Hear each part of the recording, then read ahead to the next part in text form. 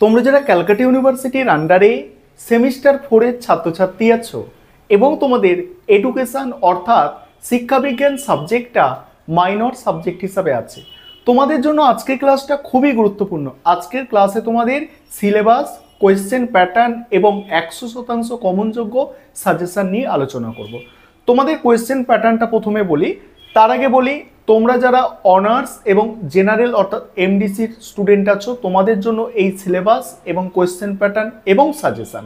কারণ তোমরা জানো যে তোমরা যারা অনার্সের স্টুডেন্ট আছো এটা তোমাদের মাইনর 2 সাবজেক্টের সেকেন্ড পার্ট, এবং তোমরা যারা এমডিসি কোর্সের স্টুডেন্ট আছো এটা তোমাদের মাইনর 1 সাবজেক্টের সেকেন্ড পার্ট পড়তে হচ্ছে।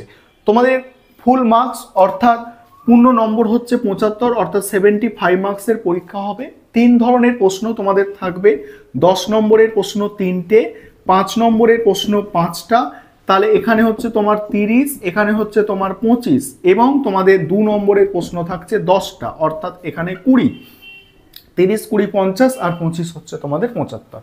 এই হচ্ছে তোমাদের কোয়েশ্চেন প্যাটার্ন।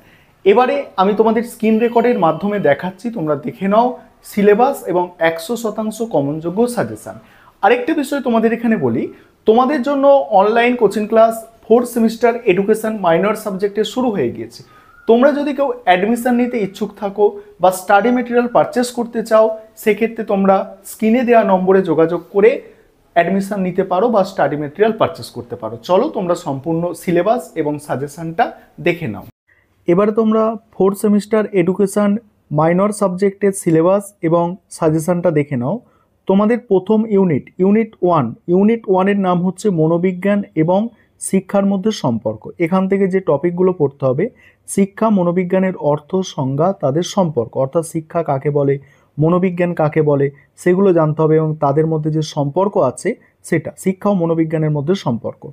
তারপরে দেখো লার্নিং মানে হচ্ছে শেখা, তার ধারণা এবং বৈশিষ্ট্য।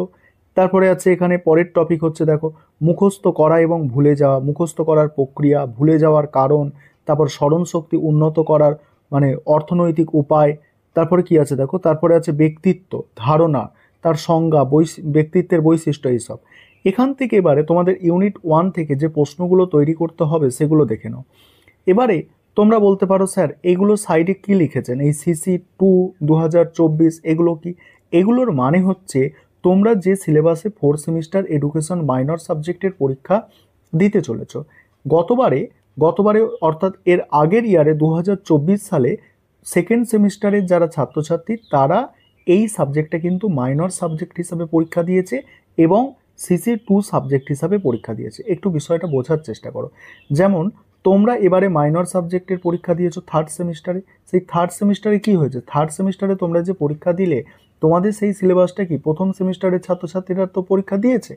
এই রকমভাবে তোমরা যে 4 সেমিস্টারে যে সিলেবাসে পরীক্ষা দিতে চলেছো সেটা কিন্তু অলরেডি গতবারে মানে সেকেন্ড সেমিস্টারের ছাত্রছাত্রীরা পরীক্ষা দিয়েছে। অর্থাৎ এই যে ইয়ারের প্রশ্ন এগুলো কিন্তু তোমাদের জন্য মোস্ট ইম্পর্টেন্ট। এবার দেখে নাও তোমরা সম্পূর্ণ সাজেশনটা এবার বোঝো। যেমন প্রথম প্রশ্ন আছে শিক্ষা মনোবিজ্ঞান কি, এদের মধ্যে সম্পর্ক। এই প্রশ্নটা তোমাদের জন্য মোস্ট ইম্পর্টেন্ট, ধরে নিতে পারো এই প্রশ্নটা আসবে, ঠিক আছে। এটা কিন্তু 90%-এর বেশি চান্স আছে আসার। পরের প্রশ্ন শিক্ষা মনোবিদ্যা কি, এর প্রয়োজনীয়তা এবং শিক্ষাক্ষেত্রে ভূমিকা। পরের প্রশ্ন আছে শিক্ষা মনোবিদ্যার প্রকৃতি ও পরিধি আলোচনা করো। তারপর হচ্ছে দেখো শিখনের সংজ্ঞা ও বৈশিষ্ট্য লেখো, শিখনের সংজ্ঞা ও বৈশিষ্ট্য লেখো। তারপরে বিস্মৃতি কাকে বলে, কারণ ও নিরসনের উপায়। এবারে ইউনিট 1 থেকে 5 নম্বরের যেগুলো তৈরি করবে দেখে নাও। ইউনিট 1 থেকে 5 নম্বরের আছে শিক্ষা মনোবিজ্ঞান কি, বিজ্ঞান পদবাচ্য। তারপরে আছে শিক্ষকের শিক্ষা মনোবিজ্ঞানের জ্ঞান থাকা প্রয়োজন কেন। তারপরে মনোবিজ্ঞানকে আচরণের বিজ্ঞান বলা হয় কেন, শিক্ষা মনোবিজ্ঞানের মধ্যে সম্পর্ক, মানে মনোবিজ্ঞান ও শিক্ষার মধ্যে পার্থক্য, শিখন কাকে বলে, শিখনের বৈশিষ্ট্য। এগুলো তোমাদের 5 নম্বরের আকারে তৈরি করতে হবে এবং যেগুলো স্টার্ট চিহ্নিত করা আছে সেগুলো হচ্ছে তোমাদের জন্য মোস্ট ইম্পর্টেন্ট। এবার ইউনিট 2 তার আগে একটা বিষয় বলে নিই, প্রথমে বলেছি তবে আরও একবার বলছি, তোমাদের জন্য কিন্তু স্টাডি মেটেরিয়াল তৈরি করা হয়েছে। তোমরা যারা বিশেষ করে তোমরা যারা ইংলিশ ভার্সনের স্টুডেন্ট আছো, তোমাদের তো আমাদের অনলাইন ক্লাস হয় না, তোমরা স্টাডি মেটেরিয়াল পারচেস করতে পারো। এবং তোমরা যারা বেঙ্গলি ভার্সনের স্টুডেন্ট আছো, তোমাদের অনলাইন কোচিং ক্লাস শুরু হয়ে গিয়েছে, তোমরা ক্লাসও করতে পারো। এবং তোমরা যারা ভাবছো আমরা স্টাডি মেটেরিয়াল পারচেস করে পড়বো, তোমরা স্টাডি মেটেরিয়ালটাও পারচেস করে নিতে পারো, আমাদের স্টাডি মেটেরিয়াল রেডি আছে। এবার ইউনিট 2 দেখো, ইউনিট 2 যেটা আছে মানব বিকাশের স্তর ও প্রকার এবং তাদের শিক্ষাগত গুরুত্ব। এখান থেকে যে টপিকগুলো পড়তে হচ্ছে দেখো, পিয়াজের জ্ঞানীয় বিকাশ তত্ত্ব, এরিকসনের তত্ত্ব, তারপর কোহলবার্গের, তারপরে দেখো এইগুলো তোমাদের আছে মানে ইউনিট 2তে। ইউনিট 2 থেকে যে প্রশ্নগুলো এবার তৈরি করতে হবে দেখে নাও, এগুলো পড়তে হবে। বান্দুরার সামাজিক শিখন তত্ত্বটি আলোচনা করো। মোস্ট ইম্পর্টেন্ট প্রশ্ন বলেই এতগুলো স্টার দিয়ে চিহ্নিত করা আছে। পরের প্রশ্ন, এরিকসনের মনোসামাজিক বিকাশ সম্পর্কে আলোচনা করো। পরের প্রশ্ন কি আছে দেখো, পরের প্রশ্ন আছে কোহলবার্গের নৈতিক বিকাশের তত্ত্বটি আলোচনা করো। তারপরে আছে পিয়াজের জ্ঞানমূলক বিকাশের তত্ত্বটি সংক্ষেপে বর্ণনা করো। পরের প্রশ্ন আছে সামাজিক বিকাশ বলতে কি বোঝো। তারপরে দেখো ভাইগটস্কির সামাজিক বিকাশ তত্ত্বটি সংক্ষেপে লেখো। এবার আছে দেখো, এবার 5 নম্বরের প্রশ্ন। 5 নম্বরের প্রশ্ন যেগুলো আছে দেখো, 5 নম্বরের প্রশ্ন আছে বান্দুরার শিখন তত্ত্ব বা জ্ঞানমূলক তত্ত্ব ব্যাখ্যা করো। পরের প্রশ্ন আছে কোহলবার্গ ও পিয়াজের নৈতিক বিকাশের পার্থক্য লেখো। নেক্সট হচ্ছে কোহলবার্গ এর নৈতিক বিকাশের স্তরটি ব্যাখ্যা করো। নেক্সট হচ্ছে ভাইগটস্কির সামাজিক বিকাশের তত্ত্বটি লেখো। এগুলো 5 নম্বরের জন্য তৈরি করতে হবে। তারপরে 3 নম্বর ইউনিট থেকে দেখো, 3 নম্বর ইউনিটের নাম হচ্ছে কি বুদ্ধিমত্তা। এখান থেকে দেখো সিলেবাসটা দেখো, বুদ্ধিমত্তার ধারণা, তারপর এখানেই আছে স্পিয়ারম্যান, থর্নডাইক, গিলফোর্ড, ঠিক আছে।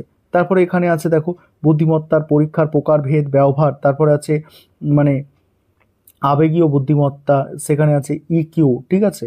এবার এখান থেকে 10 নম্বরের তোমাদের যেগুলো করতে হচ্ছে দেখো, 10 নম্বরে বুদ্ধির সংজ্ঞা, বুদ্ধি পরিমাপের একটি মানে আদর্শায়িত অভিক্ষা বর্ণনা করো। পরের প্রশ্ন আছে দেখো, পরের প্রশ্ন মোস্ট ইম্পর্টেন্ট প্রশ্ন, গিলফোর্ডের বুদ্ধিমত্তার তথ্যটি সংক্ষেপে লেখো আর এই তত্ত্বে শিক্ষাগত তাৎপর্য উল্লেখ করো। স্পিয়ারম্যানের বুদ্ধির উপাদান তত্ত্ব লেখো। স্পিয়ারম্যানের বুদ্ধির যে উপাদান তত্ত্ব সেটা। তারপর দেখো পাক্ষবিক বুদ্ধির ধারণাটি লেখো। নেক্সট আছে বুদ্ধির অভিক্ষার শ্রেণীবিভাগ করো। এবার তারপরে দেখো 5 নম্বরের প্রশ্ন। 5 নম্বরের প্রশ্ন, শিক্ষাক্ষেত্রে বুদ্ধির অভিক্ষার ব্যবহার ও বা উপযোগিতা লেখো। নেক্সট আছে স্পিয়ারম্যানের উপাদান তত্ত্বটি আলোচনা করো। বুদ্ধাঙ্ক বলতে কি বোঝো, আর হচ্ছে বুদ্ধির ধারণা।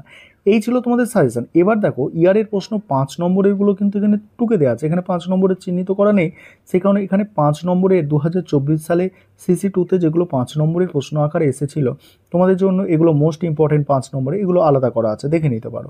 এবার মাইনর পেপারে যেটা এসেছিল দেখো, সেগুলো এখানে আলাদা করা আছে, এগুলোও মোস্ট ইম্পর্টেন্ট প্রশ্ন, এগুলো দেখে নাও।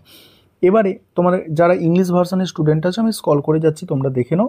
আর আমাদের ইংলিশ ভার্সনে কোনো মানে পেড ক্লাস হয় না, আমাদের ইংলিশ ভার্সনের স্টাডি মেটেরিয়াল রেডি করা হয় এবং আমাদের স্টাডি মেটেরিয়াল রেডি আছে। তোমরা যারা ইংলিশ ভার্সনের স্টাডি মেটেরিয়াল পারচেস করতে চাইছো, তোমরা যোগাযোগ করে স্টাডি মেটেরিয়াল কিন্তু পারচেস করে নিতে পারো। আর এখন সাজেশনটা তোমরা সম্পূর্ণ দেখে নাও, এই প্রশ্নগুলো তোমরা তৈরি করবে। তৈরি করলে তোমরা দেখেছো গতবারে যে সাজেশনগুলো আমি দিয়ে এসেছি তার থেকে যেমন কমন পেয়েছো, এবারেও তাই হবে।